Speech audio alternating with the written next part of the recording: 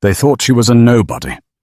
They thought she was just the quiet, discarded wife of Richard Sterling, destined to fade into poverty, while he flaunted his mistress and his millions. But they made one fatal mistake. They confused silence with weakness. When Clara Sterling signed those divorce papers with 0 demands, no alimony, no assets, nothing, her husband laughed. He didn't know that the woman standing in the rain wasn't losing a fortune. She was returning to one. Fast forward 3 weeks to the shattered silence of a crowded courtroom, the roar of a Gulfstream G650ER engine cutting through the sky, and an entrance that would make the world tremble. This isn't just a divorce story. It's a reckoning. The rain in Seattle didn't just fall. It hammered against the floor-to-ceiling glass of the penthouse like an accusation. Inside the sprawling living room of the Sterling estate, the air was colder than the storm outside. Richard Sterling sat on the Italian leather sofa, his posture relaxed, almost bored. He checked his Patek Philippe watch, a subtle flex of impatience. Standing behind him, with a hand possessively resting on his shoulder, was Jessica, his executive assistant, though the tabloids had already given her a less professional title. She wore a diamond tennis bracelet that Clara recognized. It had been an anniversary gift 3 years ago. Across from them sat Clara. She looked small in the oversized armchair, her hands folded neatly in her lap. She wore no jewelry.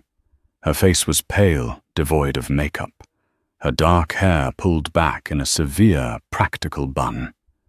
To Richard, she looked like exactly what he believed her to be, a plain, unremarkable woman he had plucked from obscurity 5 years ago, now past her expiration date. "Let's not make this difficult, Clara," Richard said, sliding the thick stack of documents across the mahogany coffee table. "The terms are clear. The prenuptial agreement stands. You get the lump sum we agreed upon, $50,000, enough to start over in wherever it is you came from. Kentucky, Ohio." "Iowa," Clara said softly. Her voice was steady, betraying nothing. "Right. Iowa." Richard smirked, exchanging a glance with Jessica. Jessica suppressed a giggle, tracing a finger along Richard's collar. "You leave the house by tomorrow morning. The cars, the jewelry, the accounts, they stay. You signed the prenup, Clara. My lawyers, heavy hitters from Sullivan and Cromwell, made sure it's ironclad. If you try to fight this, I will bury you in legal fees until you're living in a cardboard box." Clara looked at the papers. The header read, "Sterling v. Sterling petition for dissolution of marriage." It was a brutal document.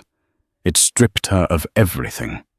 It painted her as a dependent, a leech, who had contributed nothing to the rise of Sterling Dynamics Richard's tech empire. "You're leaving me with nothing," Clara stated. It wasn't a question. It was a clarification. "I'm leaving you with your freedom," Richard countered, his tone hardening, "and 50 grand, which is 50 grand more than you had when I found you waiting tables. Don't be greedy, Clara. It doesn't suit you." Jessica chimed in, her voice high and sugary, laced with venom.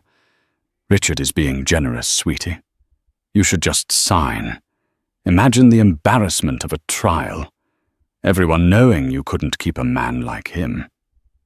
Clara slowly lifted her gaze. For the first time, she looked directly at Jessica. Her eyes were a startling icy blue, a detail Richard usually ignored. For a second, just a split second, Jessica flinched. There was something ancient and dangerous behind that gaze, like a shark surfacing in calm waters. But then the look was gone. Clara reached into her purse. Richard tensed. He expected a scene. Screaming. Crying. Maybe she would throw a vase. He had his security team on standby in the hallway, ready to escort her out the moment she became hysterical. He wanted her to be hysterical. It would validate everything he had told his friends, that she was unstable, clingy, unworthy of the sterling name. Instead, Clara pulled out a simple black pen. She didn't read the clauses. She didn't ask for a lawyer. She didn't ask about the dog or the summer house in the Hamptons or the stocks. She flipped to the final page. Scritch, scratch, she signed her name. Clara A. Sterling. Then she closed the folder and pushed it back toward him. The room went silent. The only sound was the rain and the distant hum of the penthouse's climate control. Richard blinked, stunned. He frowned, looking at the signature, then back at her. You signed it?" "Yes," Clara said, standing up. She smoothed down her simple grey skirt. "Is that all?" Richard felt a surge of irrational anger. This was too easy. He had prepared a speech about her inadequacy. He had prepared to destroy her. Her compliance felt like an insult. "You understand what this means. You walk out of here with the clothes on your back. No alimony, no access to the social circles. You are nobody again." "I understand perfectly, Richard," Clara said. She turned to the door. "I'll have my things packed within the hour." "You have an hour," Richard snapped, trying to regain control of the narrative. "Security will check your bags. Make sure you don't steal any of the silver." Clara stopped in the doorway. She didn't turn around. "Keep the silver, Richard. It's plated anyway." Then she walked out.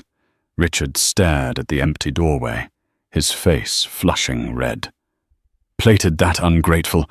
Let her go, baby," Jessica cooed, grabbing his arm. "She's in shock. She's probably going to go cry in her old Honda. You won, Richard. You're free." Richard looked down at the signed papers. He had won. He had kept his fortune, his company, and his reputation intact. So why did he feel a cold knot of dread forming in his stomach? Why did her silence feel louder than a scream? Upstairs in the master bedroom that was no longer hers, Clara moved with military precision. She didn't pack clothes. She didn't pack the designer bags Richard had bought her for photo ops. She opened the back of her closet, reached into a hollowed-out space behind the drywall, a space Richard never knew existed, and pulled out a small, battered leather satchel. Inside were 3 items: a passport with a different name, a burner phone, and a black titanium card with no numbers, only a singular embossed crest of a falcon. She checked the phone. One unread message. "Sender, protocol 0, message. The jet is in Teterboro. Are you active?" Clara's fingers hovered over the screen. She looked around the room at the cold luxury that had been her prison for 5 years. She thought of Richard's smug face. She thought of the $50,000. She typed a single word: active. She grabbed the satchel and walked out of the Sterling mansion into the pouring rain. She didn't call an Uber. She walked 2 blocks down to the corner of 5th and Main, where a blacked-out Cadillac Escalade was idling. The driver, a man the size of a linebacker with a scar running down his cheek, stepped out immediately. He held an umbrella over her, shielding her from the downpour. "Welcome back, madame," he said, his voice a deep rumble of respect. "Mr. Kane is waiting." "Take me to the airfield, Harris," Clara said, her voice dropping the soft, submissive timbre she had used for 5 years. It was now sharp, commanding the voice of a woman who owned rooms before she even entered them. "And Harris?" "Yes, madame." "Call the legal team in Zurich. Richard thinks the divorce is over. Tell them I'm about to redefine the word settlement." "Tuth." Richard Sterling celebrated his divorce the way he did everything else, loudly and expensively. 3 days after Clara left, he hosted a freedom party on his 200-foot super yacht. The Titan docked in the harbor. Champagne flowed like water. Cristal, naturally. The music thumped bass heavy enough to rattle the sternum as Seattle's elite mingled with models and tech investors. Jessica was the centerpiece draped in a red Versace gown, playing the role of the future Mrs. Sterling to perfection. Richard held a glass of scotch leaning against the railing, listening to Arthur Pendleton, his chief legal counsel. Arthur was a man who charged $1,500 an hour to destroy lives, and he looked worried. "Relax, Arthur." Richard laughed, clapping the older man on the back. She signed. "It's done. Why do you look like someone shot your dog?" Arthur adjusted his spectacles. "It's the bank accounts, Richard." Richard frowned. "What about them? Did she try to withdraw more than the 50 grand I told you to flag it?" "No," Arthur said, lowering his voice. "That's just it. She hasn't touched the 50 grand. She hasn't touched anything. We tracked her social security number. No apartment rental applications, no credit card hits, no flight bookings, nothing." Richard scoffed. "So she's probably crashing on a friend's couch in Iowa, paying cash for cheap motel rooms. She's humiliated, Arthur. She's hiding." "It's not just that," Arthur pressed. "I ran a standard post-separation liability check, just to make sure she didn't accrue any secret debts we'd be on the hook for. Richard, she doesn't exist." The music seemed to dim in the background. "What the hell are you talking about?" "Clara Davenport from Iowa," Arthur said, pulling up a file on his tablet. "Birth certificate. It's a masterful forgery, but it's a forgery. High school records. They lead to a school that burned down in 1998. The university degree she claimed to have, the registrar has no record of her. The woman you were married to for 5 years. On paper, she's a ghost." Richard felt a chill that had nothing to do with the sea breeze. He remembered the night he met her. He had been at a diner in Chicago late after a deal gone wrong. She was the waitress. Quiet, observant. She had spilled coffee on him, and he had charmed her. He liked that she didn't know who he was. He liked that she was a blank slate he could mold. "She's a con artist," Richard hissed, his grip tightening on the glass. "She played me. That's why she signed so fast. She didn't want us digging." "If she's a con artist," Arthur pointed out, "she's the worst one in history. She walked away with nothing. Cons don't do that. They take you for half." "Then what is she?" "I don't know," Arthur said grimly. "But my contacts at the agency Private Intelligence said that when they ran her biometric data from her old passport photo, the system flagged a level 5 security block. That's Pentagon-level Richard, or higher. Someone very powerful scrubbed her past." Richard stared out at the dark water. The arrogance that usually fueled him was sputtering. He didn't like unknowns. He destroyed competitors because he knew their weaknesses. He knew nothing about the woman who had slept in his bed for 5 years.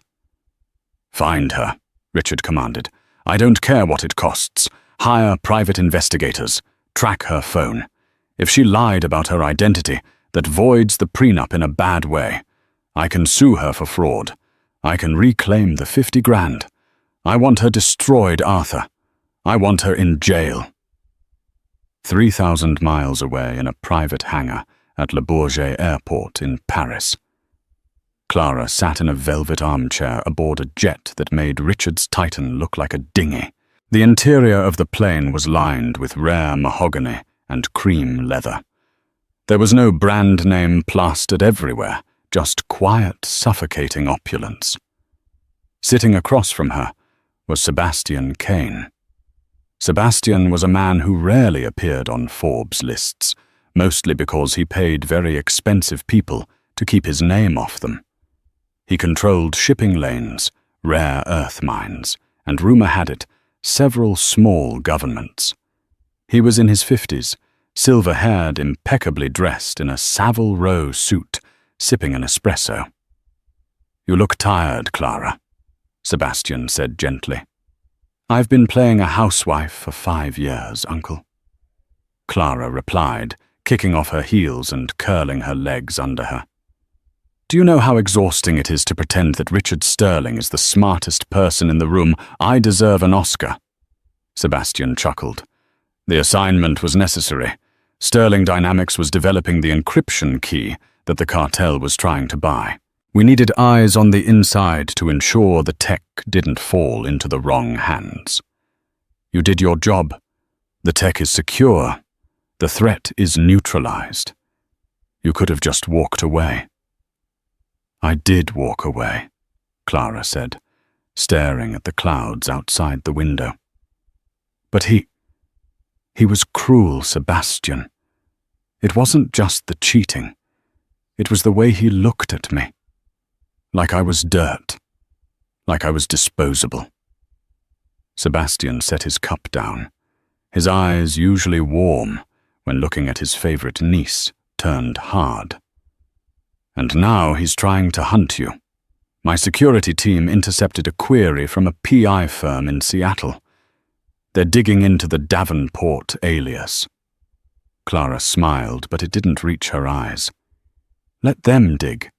They'll only find what we want them to find." "He's filed a motion," Sebastian continued, sliding a legal brief across the table. "He's suing you for fraud. He wants to drag you back to court in Seattle. He claims you falsified your identity to marry him, which constitutes marital fraud. He wants to publicly humiliate you to protect his stock price." Clara picked up the document. Richard wasn't satisfied with her leaving. He wanted to make an example of her. He wanted to parade her through the court system as a liar and a thief. "He wants a court date," Clara asked. "Next Tuesday, Superior Court of Washington, Judge Halloway presiding. Halloway plays golf with Richard." Clara laughed. It was a dark, rich sound. "He thinks he's summoning a waitress named Clara Davenport. He thinks he's going to crush a helpless woman who can't afford a lawyer." She stood up and walked to the mirror on the cabin wall. She looked at her reflection. The meek housewife was gone. In her place was Clara Kane, heir to the Kane Consortium, a woman educated at the Sorbonne and trained by Mossad agents, a woman who managed billion-dollar hedge funds before breakfast. "Turn the plane around, Sebastian," Clara said. Sebastian raised an eyebrow. "To where?" "Seattle," Clara said, turning back to him with a feral grin. "Richard wants his day in court. I'll give it to him. But I'm not going as Clara Davenport, and I'm certainly not going quietly." "You're going to reveal yourself?" Sebastian asked. "That breaks protocol." "The assignment is over," Clara said, pouring herself a glass of vintage Dom Perignon. "Now it's personal." "He wanted a show. Let's give him a show." She took a sip, her eyes flashing. "Call the family, Sebastian. Call the board. I want everyone there. I want the convoy. I want the press. And get me the best divorce attorney in the world, not to defend me, but to eviscerate him." Sebastian smiled, pulling out his phone. "I'll call Lady Sterling in London. She's been dying to wear her new hat." Clara looked out the window as the jet began to bank, turning away from the safety of Europe and back toward the storm in Seattle. "Richard Sterling wanted a war," she whispered to the glass. "He just forgot to check who he was fighting." The week leading up to the court date was a masterclass in media manipulation. Richard Sterling, utilizing his connections with the conglomerates that owned the major tabloids, painted a portrait of a victimized genius. The headlines were brutal. From waitress to wrecker. How Clara Davenport duped tech mogul Richard Sterling. The $50K settlement. Did the runaway wife steal corporate secrets? Richard sat in his corner office at Sterling Dynamics, overlooking the Seattle skyline. He scrolled through the comments on a New York Post article. They were vicious. The public hated her. They saw a woman who had trapped a billionaire and then fled when the prenup didn't pay out.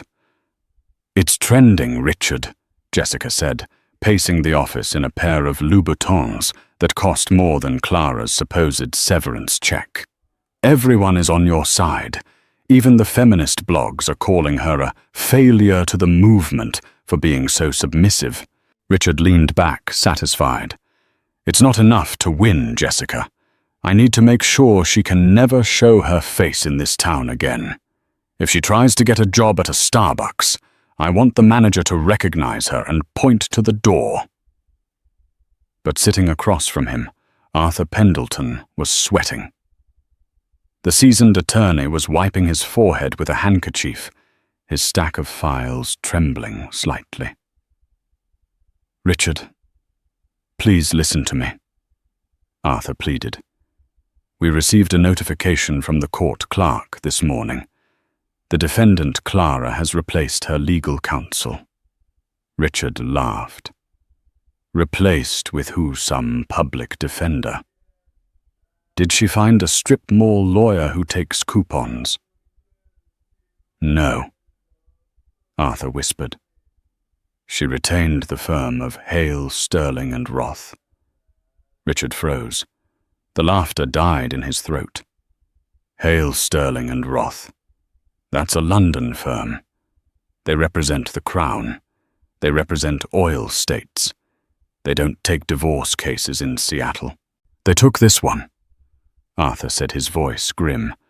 "Specifically, Dominic Hale is flying in." "Dominic Hale?"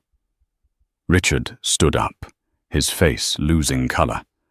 Dominic Hale wasn't just a lawyer. He was a predator in a three-piece suit. He was known as the Butcher of the Bailey. He had famously bankrupted a Russian oligarch in a single afternoon over a shipping dispute. How the hell can Clara afford Dominic Hale? His retainer is $500,000 just to pick up the phone. "I don't know," Arthur admitted. "But there's more. I tried to subpoena her financial records again. The request was blocked, not by a Judge Richard, by the Department of State." "The State Department?" Richard slammed his hand on the desk. "She's a waitress from Iowa. What is going on?" "I think," Arthur said, standing up and grabbing his briefcase, "that we have kicked a hornet's nest. I strongly suggest we drop the fraud suit. Let her go. Give her the 50 grand and walk away." "Never," Richard snarled. "Richard, she's bluffing. She probably found some pro bono charity case loophole. I'm Richard Sterling. I built this city. I'm not running from a woman who buys her shoes at Target. We go to court on Tuesday, and we crush her." Meanwhile, the entire 45th floor of the Four Seasons Seattle had been booked under a shell company. Security was tight. 2 men in dark suits stood by the elevators. Earpieces wired, checking the ID of every housekeeping staff member who approached. Inside the presidential suite, the atmosphere was calm, almost surgical. Clara stood on a podium in the center of the living room. A team of 3 tailors moved around her, pins in their mouths, adjusting the hem of a navy blue dress. It wasn't flashy. It was structured severe and radiated power. It was a vintage Dior piece, modified for the modern silhouette. Sebastian Kane sat on the sofa watching the news on a muted flat-screen TV. "He's calling you a fraud on live television," Sebastian noted, gesturing to the screen where Richard was giving a reluctant interview to a local news anchor. "He's not wrong," Clara said, checking her reflection. I was a fraud. Clara Sterling was a lie. I'm just preparing to tell him the truth. The door to the suite opened, and a man walked in. He was tall, with salt and pepper hair, and a face that looked like it had been carved from granite. He wore a suit that cost more than Richard's car. This was Dominic Hale. "The paperwork is filed, Madam," Dominic said, his British accent crisp. "We have petitioned for a dismissal of the fraud charges, and we have filed a countersuit." "On what grounds?" Clara asked, stepping down from the podium. Dominic smiled, a terrifying, shark-like expression. "Defamation, emotional distress, and my personal favorite, a motion to annul the prenuptial agreement based on gross misrepresentation of assets." Clara raised an eyebrow. "Richard didn't hide assets. He loves showing them off." "He didn't hide them from you," Dominic corrected.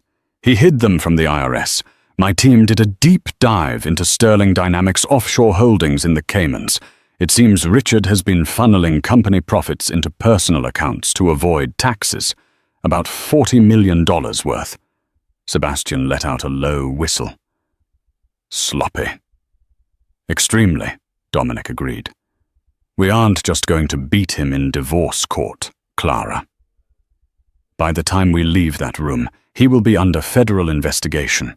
We are going to strip him to the bone." Clara walked over to the window. The rain was still falling. Somewhere out there, Richard was toasting to his victory, completely unaware that the guillotine blade was already falling. "I don't want his money," Clara said quietly. "I have enough money to buy his company 10 times over." "Then what do you want?" Dominic asked. Clara turned. Her blue eyes were cold, devoid of the warmth Richard had once claimed to love. "I want his pride," she said. "I want him to know that the nobody he threw away was the only thing keeping him safe." Tuesday morning arrived with a torrential downpour fitting for the mood in Seattle. The King County Superior Court was a zoo. Richard had leaked the court date to the press. There were satellite trucks from CNN, Fox, and TMZ parked along the curb. A crowd of onlookers had gathered, holding umbrellas, eager to see the tech billionaire take down his gold-digging ex-wife. At 8:45 a.m., a convoy of 3 silver Mercedes S-Class sedans pulled up. Richard Sterling stepped out of the middle car. He looked impeccable in a charcoal Tom Ford suit. He waved to the cameras, flashing a practiced, sorrowful smile. Jessica was by his side, dressed in a modest cream suit, playing the supportive partner. She clutched his arm, looking around nervously at the flashing lights. "Mr. Sterling, Mr. Sterling, is it true she stole company secrets?" a reporter shouted. "I can't comment on active litigation." Richard said, his voice projected perfectly for the microphones. "I just want justice. I want to move on with my life and protect my company from bad actors." He walked up the courthouse steps, Arthur trailing behind him like a funeral director. Inside the courtroom, the gallery was packed. Richard took his seat at the plaintiff's table. He checked his watch. 8:55 a.m. "She's late," Richard whispered to Arthur. "Typical. She's probably stuck in traffic in her Honda." "The judge won't like that," Arthur muttered, organizing his files. 8:58 a.m. Suddenly, the heavy oak doors at the back of the courtroom didn't open. They didn't swing. A vibration seemed to pass through the building. Outside, the reporters who were packing up their gear stopped. A low rumble was growing louder, drowning out the city traffic. It wasn't a car. It was the distinct, rhythmic thumping of rotors. "Is that a helicopter?" a cameraman asked, pointing up. A massive twin-engine Sikorsky S-76, black with no registration numbers visible on the side, just a small gold falcon crest banked sharply over the city streets. It ignored standard flight paths. It descended aggressively toward the wide plaza in front of the courthouse. Police officers on the ground scrambled. This wasn't authorized, but as they reached for their radios, a voice cut through the police band. "Stand down. This is Diplomatic Transport Alpha 1. Clearance code Indigo 0 X-ray. Do not approach the landing zone." The helicopter touched down in the middle of the public plaza, the rotor wash blowing umbrellas inside out and sending news crews scrambling for cover. Richard, hearing the commotion outside, frowned. "What is that noise?" Before Arthur could answer, the courtroom doors banged open. But it wasn't Clara. 6 men in black tactical suits entered. They wore earpieces and moved with the synchronized fluidity of special forces. They didn't look at the judge. They didn't look at the bailiff. They took up positions along the aisle and at the front of the bar. Judge Halloway banged his gavel. "What is the meaning of this? You can't bring weapons in here." "Bailiff." The bailiff, an older man, stepped forward, but was stopped by one of the men in suits who simply held up a badge. The bailiff froze, his eyes going wide. He looked at the judge and mouthed one word. "Federal." Then the silence fell. From the hallway, the clicking of heels echoed. Click, click, click. It was a slow, deliberate rhythm. Clara appeared in the doorway. Richard turned in his chair, a smirk ready on his lips. He prepared to see the broken woman. His mouth opened, but no sound came out. The woman in the doorway was Clara, but it wasn't his Clara. She wore the navy Dior dress that hugged her frame like armor. Over her shoulders was a white cashmere coat that looked like it cost more than the average American home. She wore sunglasses oversized black, which she slowly removed as she stepped into the room. Her hair was no longer in a messy bun. It was a sleek, glossy cascade down her back. But it was the jewelry that made the air leave the room.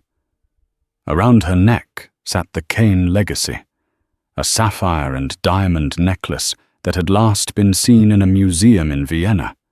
It glinted under the harsh courtroom lights, a cold blue fire. Behind her walked Dominic Hale, carrying a slim leather briefcase. Behind him walked Sebastian Kane. Clara didn't look at the gallery. She didn't look at the press, who had snuck into the back.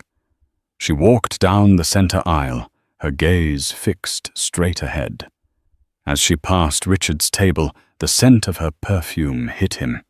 It wasn't the vanilla drugstore spray she used to wear. It was oud and rare roses, a custom blend he had once smelled on a Saudi princess during a business trip. She stopped at the defendant's table. Dominic pulled out her chair. She sat crossing her legs and placed a singular object on the table, the black titanium card with the falcon crest. Richard felt a cold sweat break out on his back. He looked at Arthur. Arthur was pale as a sheet, staring at Dominic Hale. "That's Dominic Hale," Arthur squeaked. "Richard, that's the butcher." Judge Halloway, recovering from the shock of the armed guards, cleared his throat. He looked at the woman before him, then at his docket. "State your name for the record." Clara didn't stand up. She adjusted the microphone, leaning in slightly. "Clara Kane," she said. Her voice was deeper, richer. "Formerly Sterling, currently the chairwoman of the Kane Consortium." The courtroom gasped. A murmur rippled through the gallery.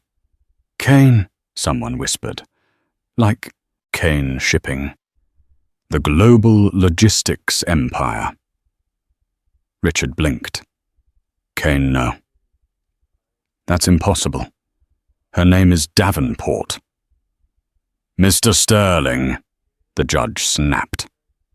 Silence. Dominic Hale stood up, buttoning his jacket. Your Honor, we are here to address the frivolous motion of fraud brought by the plaintiff. But first, we would like to submit evidence that the plaintiff, Mr. Sterling, does not actually possess the financial standing to sue my client. Excuse me. Richard stood up, ignoring Arthur's tug on his sleeve. I am worth $2 billion. Dominic smiled. He picked up a document from his briefcase. Correction, Dominic said smoothly. As of 9:30 a.m. this morning, 3 minutes ago, the Kane Consortium has acquired a controlling interest in the debt of Sterling Dynamics. We have effectively called in your loans. Mr. Sterling, technically speaking, my client now owns your chair, your desk, and the suit you are standing in. The silence that followed was absolute. Richard looked at Clara. She turned her head slowly, meeting his eyes. For the first time in 5 years, he saw the truth. He wasn't the shark. He was the chum. Clara offered him a small, pitying smile. I told you, Richard, she said softly, her voice carrying across the silent room. You should have let me keep the silver. The silence in the courtroom was not the quiet of peace. It was the vacuum before an explosion. Richard Sterling stood frozen, his hand halfway raised in protest. His mind couldn't process the words Dominic Hale had just spoken. Controlling interest in the debt, called in the loans. It sounded like gibberish. Sterling Dynamics was untouchable. He was untouchable. This is absurd, Richard finally sputtered, his laugh sounding manic. Your Honor, this is a stunt, a cheap theatrical trick to distract from the fact that this woman is a fraud. I want her arrested for perjury. Judge Halloway looked down at the documents Dominic had placed on the bench. He adjusted his glasses, flipping a page. His eyebrows shot up toward his hairline. He looked at the seal on the documents, the undeniable heavy embossing of the International Banking Commission. Mr. Sterling, the judge said, his voice unusually high. I suggest you sit down. I will not sit down, Richard shouted, his composure fracturing. He pointed a shaking finger at Clara. She's a nobody, a waitress. She doesn't have the money to buy a coffee, let alone my debt. Clara didn't blink. She simply tapped a finger on the mahogany table. Tap, tap. Dominic Hale stepped forward again. Mr. Sterling operates under the delusion that his company is liquid. In reality, Sterling Dynamics has been leveraging its assets to fund his extravagant lifestyle. The loans were held by a consortium of banks in Zurich. The Kane Consortium purchased those notes at 8:55 a.m. Clause 14b of the lending agreement states that in the event of a change in ownership of the debt, the new holder may demand immediate repayment of the principal if the borrower is deemed high risk. Dominic turned to Richard, his smile razor-sharp. We deem you very high risk, Richard. Richard's phone buzzed in his pocket. Then again. Then it began to vibrate continuously. He pulled it out, ignoring the bailiff's glare. Notification. Bank of America. Account frozen. Due to creditor action. Notification. Chase Sapphire. Card declined. Text from CFO Richard. What is happening? The accounts are locked. Payroll is bouncing. Who is Kane? Richard felt the blood drain from his face. He looked at Arthur Pendleton. His lawyer was furiously typing on his tablet, his face grey. It's true, Arthur whispered, horrified. They put a lien on everything, Richard. The operating accounts, the real estate holding. Even the yacht. The yacht is in an LLC, Richard hissed. They pierced the corporate veil, Arthur said, looking at Dominic with a mix of fear and awe. They proved commingling of funds. Richard, they have everything. Clara leaned into the microphone again. The courtroom held its breath. I tried to leave quietly, Richard, she said, her voice smooth and devoid of anger, which made it all the more terrifying. I offered you a clean break, but you wanted a public spectacle. You wanted to verify my assets. She gestured to Dominic. My net worth is roughly $40 billion, Clara said. Give or take market fluctuations. The $50,000 you offered me, I spent more than that on the fuel to fly here today. A gasp rippled through the gallery. The reporters in the back were furiously typing into their phones. The headline had already changed. Waitress wife revealed as secret billionaire heiress. Richard sank into his chair. He looked at Jessica. She was staring at Clara, her mouth slightly open, eyes wide. She wasn't looking at Richard with adoration anymore. She was looking at the woman across the aisle like she was a god. Your Honor, Dominic said. Given that the plaintiff filed this suit under the false pretense that my client was destitute and seeking to defraud him for money she clearly does not need, we move for immediate dismissal with prejudice. Furthermore, we are serving Mr. Sterling with a countersuit for defamation of character. We will be seeking damages. Damages, Richard croaked. You took my company. We took your collateral, Dominic corrected. The defamation suit is personal. We are asking for $1. It's the principle, you see. Judge Halloway banged his gavel. Case dismissed. Mr. Sterling, get your affairs in order, and God help you. The courtroom erupted. Reporters surged forward, shouting questions.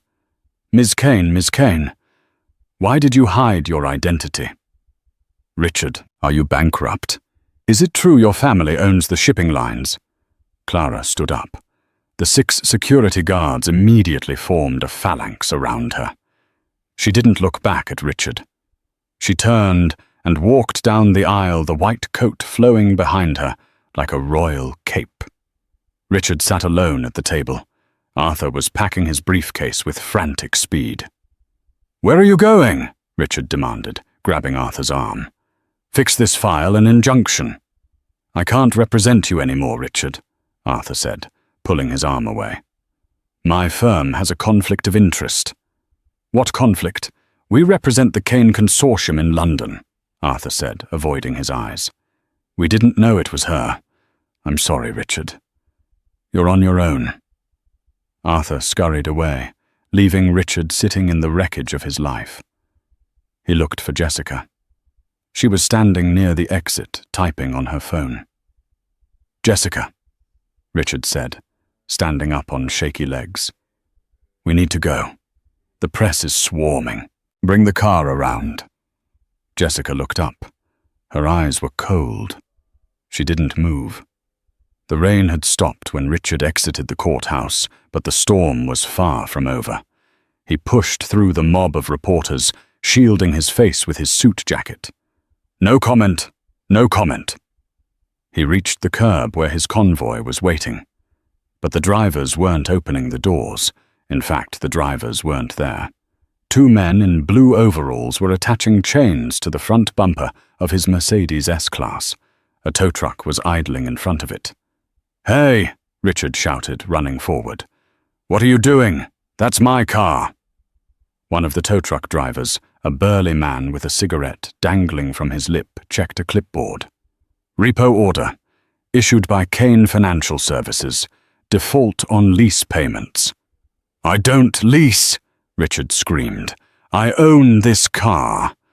Says here you used the title as collateral for a business loan last year.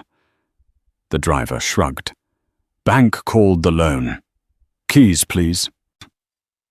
Richard stared at him. He looked around for the other cars.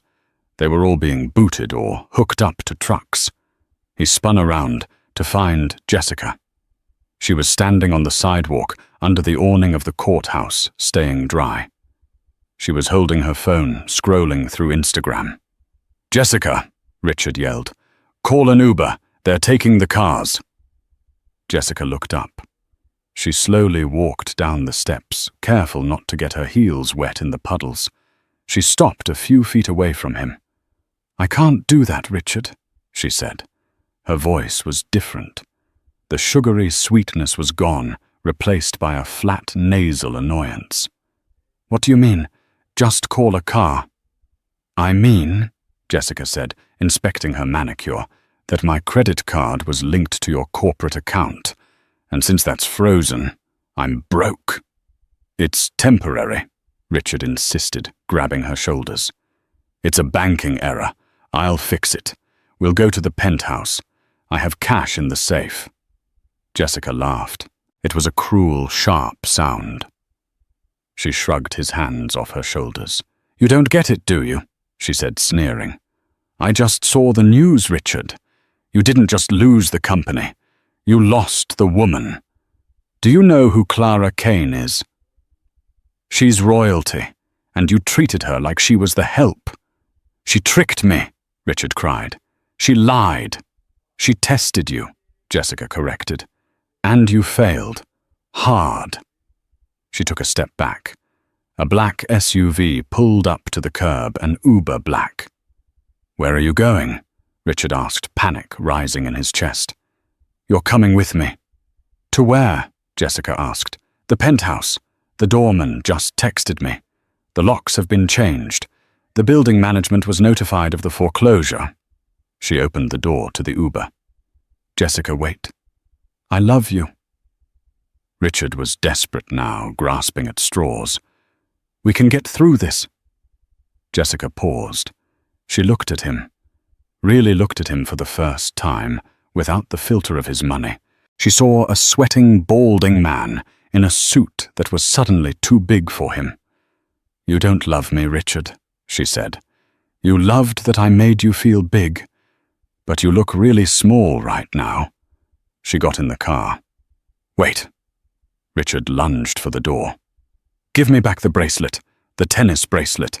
It's worth 50 grand. Jessica rolled down the window just an inch. She held up her wrist, flashing the diamonds. "Consider it severance pay," she said. The window rolled up and the car sped away, splashing dirty puddle water onto Richard's Italian leather shoes. Richard stood alone on the curb. The reporters had gotten their shots and were losing interest, moving on to edit their footage. The tow truck dragged his Mercedes away with a screech of tires. He patted his pockets. Wallet, phone. He opened his banking app again. Balance. 42,000 pounds Holland. He checked his personal savings. Balance, 0,000. He tried to call his CFO. Straight to voicemail. He tried to call his mother. Straight to voicemail. He looked up at the sky. The helicopter was long gone. The private jet was probably already halfway to Paris or Bali or wherever billionaires went to laugh at the peasants. He was Richard Sterling. He was a visionary. He was a titan of industry. And he didn't have enough money for a bus ticket. High above the clouds inside the Gulf Stream, the atmosphere was quiet. Clara had changed out of the court dress into a soft cashmere sweater and leggings. She was curled up in the oversized seat, a glass of water in her hand. Sebastian sat across from her, reviewing the acquisition files. "We have the assets secured," Sebastian said. "Sterling Dynamics will be absorbed into Kane Tech. We'll strip the branding, fire the board, and keep the engineering team. They were the only good part of the company anyway." "And the house?" Clara asked. "Foreclosed. We'll put it on the market next month. Proceeds go to the charity of your choice." "The shelter for battered women in downtown Seattle," Clara said instantly. "Name the wing after him." "The Richard Sterling Center for Second Chances." Sebastian chuckled. "That is wonderfully petty. I love it." He looked at his niece. She didn't look triumphant. She looked tired. "Are you happy, Clara?" Clara looked out the window. The sun was setting, painting the horizon in gold and purple. "I'm not happy, Uncle," she said. "He was my husband. I loved him once. It's not a victory to realize the person you slept next to was a monster. It's just a relief."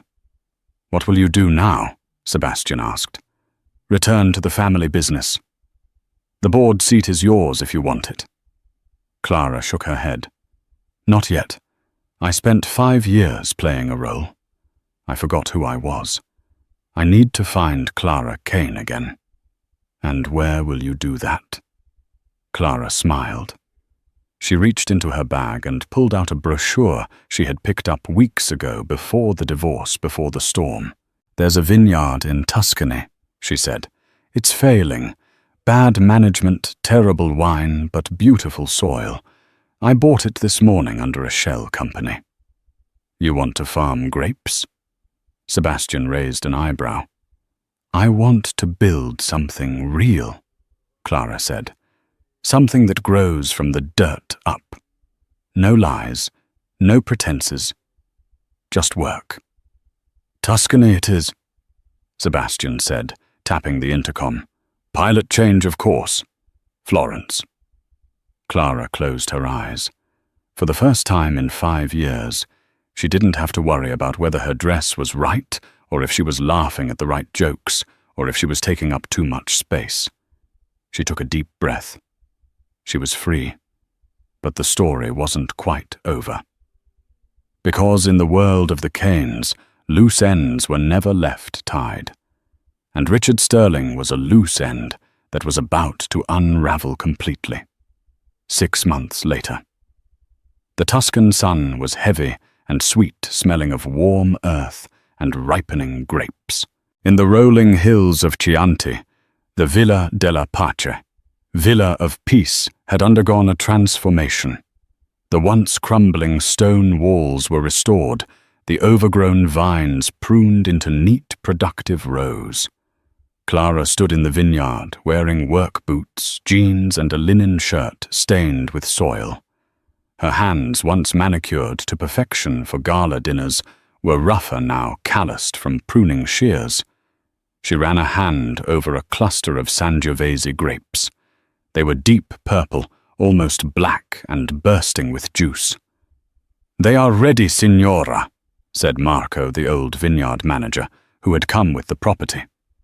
He looked at her with genuine respect, not because of her money. He didn't know she was a billionaire, but because she was the first owner in 50 years who actually woke up at 5:00 a.m. to work the fields with him. "We harvest tomorrow at dawn, Marco," Clara said, smiling. "Call the village. We'll need extra hands." "Si, signora." As Marco walked away, a black Range Rover wound its way up the dusty, cypress-lined driveway. Clara watched it approach. She didn't flinch. She knew who it was. Sebastian Kane stepped out.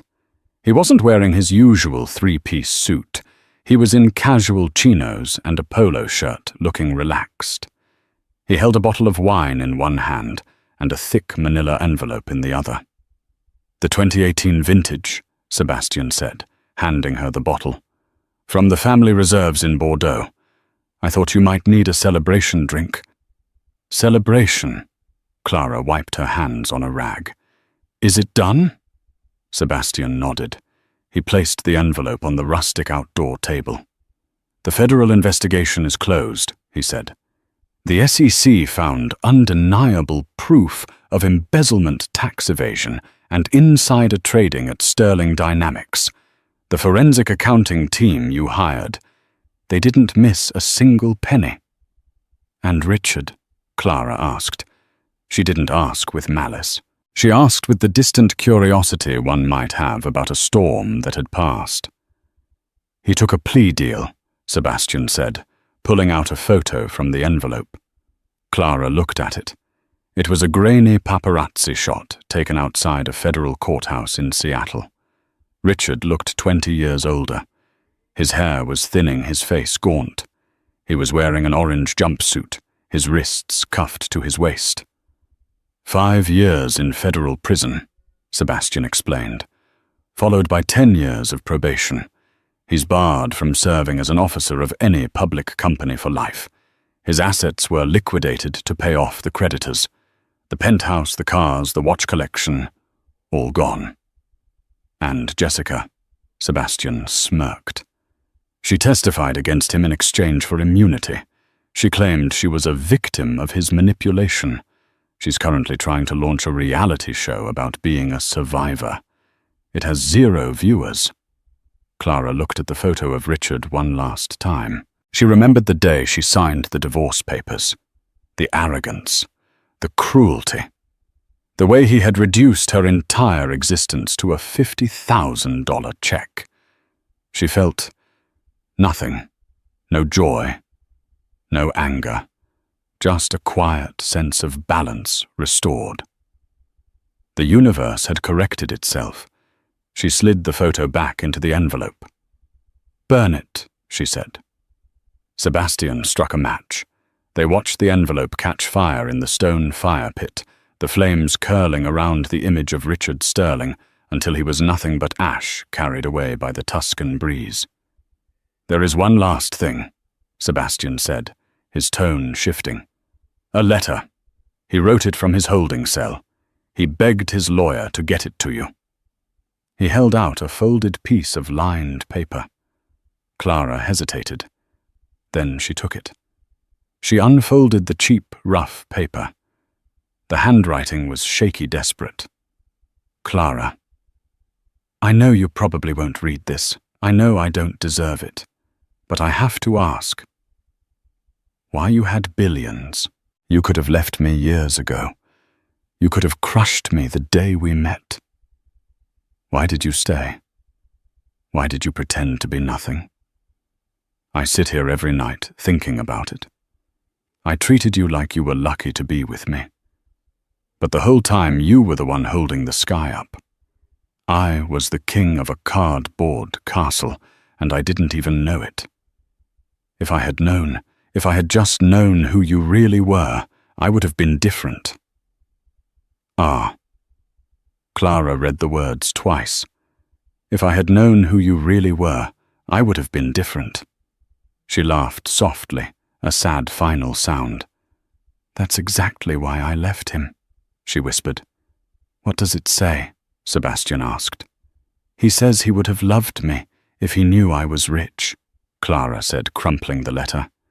"He still doesn't get it. He thinks value comes from a bank account. He thinks power comes from a name." She threw the crumpled ball of paper into the dying embers of the fire. "He never saw me," Clara said, looking out over her vineyard where the grapes were heavy and sweet, grown from her own hard work, not her inheritance. "He only saw the reflection of what he wanted to see, a prop, a fan, a victim." She turned to Sebastian, her blue eyes bright and fierce. "I'm not Clara Sterling anymore. I'm not even just Clara Kane. I'm just Clara." "And Clara," Sebastian said, pouring 2 glasses of wine, "has a harvest to lead." The next morning, the sun rose over Tuscany in a blaze of gold. Clara was already in the fields, her shears clicking rhythmically. She wasn't wearing diamonds. She wasn't flying in a private jet. She was sweating, huffing with Marco, her hands stained purple with the juice of the grapes. She was building something real. Far away in a cold concrete cell, Richard Sterling sat on a metal cot. The lights buzzed overhead. He stared at the blank wall, waiting for a future that would never come. He had wanted the world, but in his greed to own it, he had thrown away the only thing in it that was truly real. He had accepted the divorce with everything, and he had landed with nothing. And that is the story of Clara and Richard. It's a brutal reminder that in life the quietest person in the room is often the most powerful. Richard measured his worth in dollars and forgot that character is the only currency that matters. He mistook Clara's silence for submission and her kindness for weakness. By the time he realized his mistake, the jet had already taken off. If you enjoyed this story of justice, revenge, and reclaiming one's power, please hit the like button. It really helps the channel.